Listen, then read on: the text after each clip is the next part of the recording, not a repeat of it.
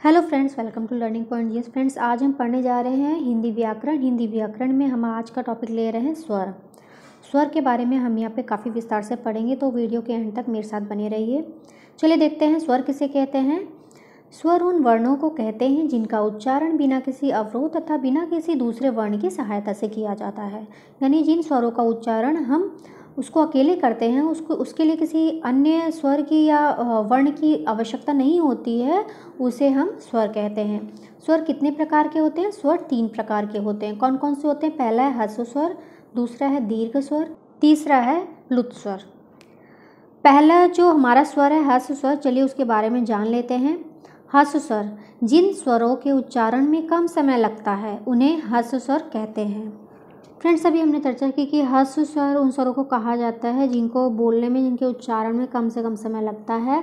इनकी कुल संख्या 4 होती है। कौन कौन से ह्रस्व स्वर होते हैं चलिए जानते हैं। छोटा अ, छोटी ई, छोटा उ, ऋषि, ये होते हैं ह्रस्व स्वर। इसके शाब्दिक उदाहरण कौन कौन से चलिए देखते हैं। अमल, किसान, गुलाब और तृण, ये हैं इसके शाब्दिक उदाहरण।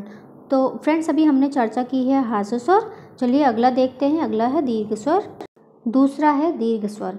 जिन स्वरों के उच्चारण में ह्रस्व स्वरों से अधिक समय लगता है उन्हें दीर्घ स्वर कहते हैं।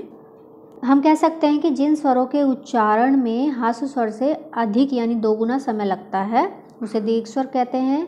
जैसे कौन कौन से होते चलिए जानते हैं। दीर्घ स्वर बड़ा आ, बड़ी ई, बड़ा ऊ, ए, आए, ओ, आओ, ये है दीर्घ स्वर।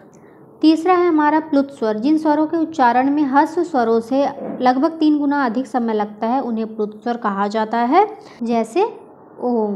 फ्रेंड्स, आपको बता दें कि जो प्लुत स्वर होता है उसकी संख्या नहीं होती, अर्थात हिंदी व्याकरण में स्वर वर्ण में यह नहीं होता है, लेकिन इसे स्वर के भांति ही इसके गुण होते हैं। इसे लिखते टाइम दीर्घ का प्रयोग किया जाता है।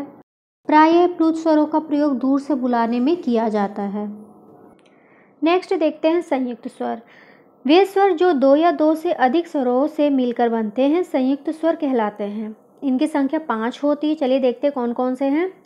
ए, आए, ओ, आओ, ऋषि।